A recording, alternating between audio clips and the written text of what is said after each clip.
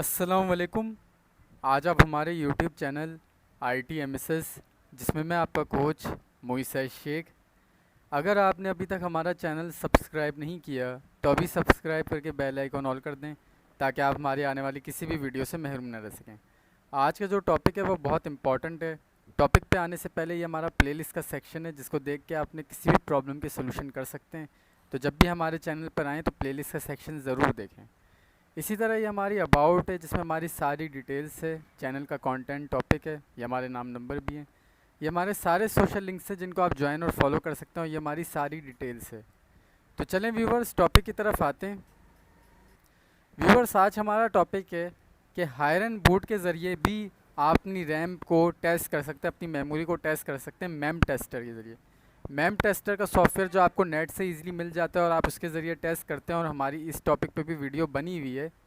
इसी तरह higher and boot के ज़रिए भी आप अपनी मैम टेस्ट कर सकते हैं, मेमोरी को टेस्ट कर सकते हैं, रैम को टेस्ट कर सकते हैं। ठीक है, तो सबसे पहले तो देखिए रैम चेक होती है दिस पीसी की प्रॉपर्टीज़ पे जाके। ठीक है, यहाँ हमें रैम पता चलती है। अभी यहाँ पे रैम है 16 GB DDR3 आपके सामने आ रही है। ठीक है, और प्रोसेसर भी आ रहा है, स्टोरेज भी आ रही है, क्या क्या है। ठीक है, तो ये यहाँ पे आपके सामने डिटेल है कि i5 4 लगा हुआ है, 16 GB रैम लगी हुई है, तो यहाँ से डिटेल पता चलती है। ठीक है, अब हम मैम टेस्टर की तरफ चलेंगे और ये व्यूवर्स हम F11 से बूट कर रहे हैं। MSI का गेमिंग PC है। ठीक है, आज हमारी USB में हायर एंड बूट का सेटअप मौजूद है, तो ये फ्लैश डिस्क हम इंटर करेंगे। ठीक है, ये हमने इंटर कर दिया। मल्टी बूट की USB हमारी बनी हुई है विंडोज सॉफ्टवेयर के ज़रिए, तो ये हायर एंड बूट CD 15.1 आ रहा है, इस पर हम इंटर करेंगे। ठीक है, ये नॉर्मल बूट पे हम इंटर करेंगे। ठीक है, ये हमारे सामने सारे ऑप्शन आ गए हैं हायर एंड बूट CD 15.1 के। ठीक है, अब यहाँ पे मैम टेस्ट लिखा रहा है, इस पर हम इंटर करेंगे और ये हमारा टेस्ट अब शुरू हो गया है। ये टेस्ट का प्रोसेस लंबा चलेगा, लॉन्ग प्रोसेस है। ठीक है, ये जो मेमोरी लिखी भी आ रही है ये रैम का दूसरा नाम है, और ये जो 16G लिखा हुआ है 16G, ये इसका मतलब ये है कि 16 GB रैम है।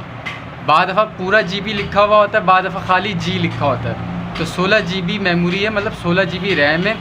4 GB की 4 रैम लगी हुई है DDR3 की। 4th जनरेशन का ये गेमिंग MSI का PC है। चारों रैमें चेक होंगी, प्रोसेस लंबा होगा। इस प्रोसेस के दौरान आपका सिस्टम हैंग नहीं करना चाहिए। इस प्रोसेस के दौरान आपका सिस्टम और रैम ज़रूरत से ज़्यादा हीटअप नहीं होनी चाहिए, क्योंकि वो वैसे ही फिर हैंग और नॉट रिस्पॉन्ड कर जाएगा।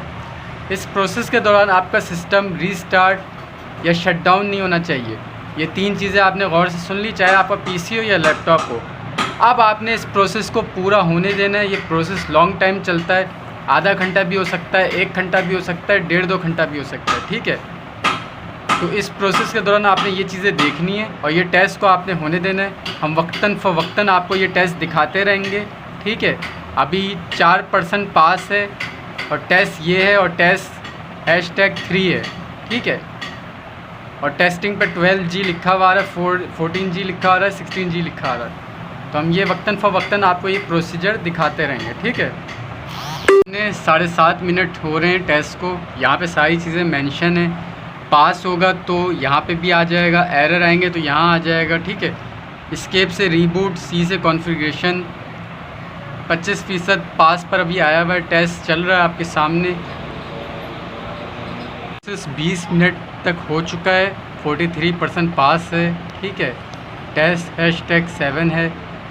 सही है, यहाँ पे सारी चीज़ें आ रही हैं, एरर अभी तक कोई नहीं आया, टेस्ट चल रहा है। ठीक है, जैसे कि आपके सामने 41 मिनट्स हो गए हैं टेस्ट को, 68% पास है।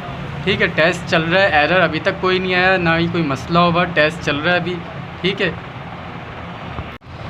तो व्यूवर्स 3 घंटा 19 मिनट हो गया है टेस्ट को। अब आप सोच रहे होंगे कि टेस्ट का प्रोसेस इतना लॉन्ग क्यों हुआ, ये तो 1 घंटा 1.5 घंटा होना चाहिए था, बहुत ज़्यादा।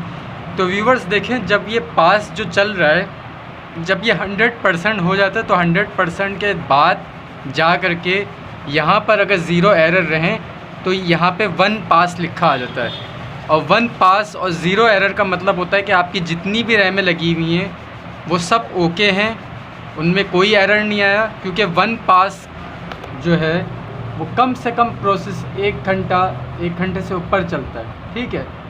ना कि हमने क्या किया कि हमने 1 पास के बाद सेकंड पास भी कर लिया और अब हम सेकंड पास से भी आगे हैं, थर्ड पास की तरफ जा रहे हैं। तो 1 पास ही काफ़ी होता है ज़ीरो एरर के साथ कि आपकी सारी रैमें ओके हैं, ना कि 2 पास हो गए, 2 दफ़ा पास 100% क्रॉस कर गया, अब तो कोई गलती की कोई ख़राबी की गुंजाइश नहीं है। मेरी चारों रैमें 16 GB DDR3 ओके हैं, परफेक्ट हैं, 2 दफ़ा पास हो गई हैं, एरर ज़ीरो हैं और किसी किस्म की हैंगिंग, नॉट रिस्पॉन्डिंग, रीस्टार्ट वगैरह की भी प्रॉब्लम नहीं हुई।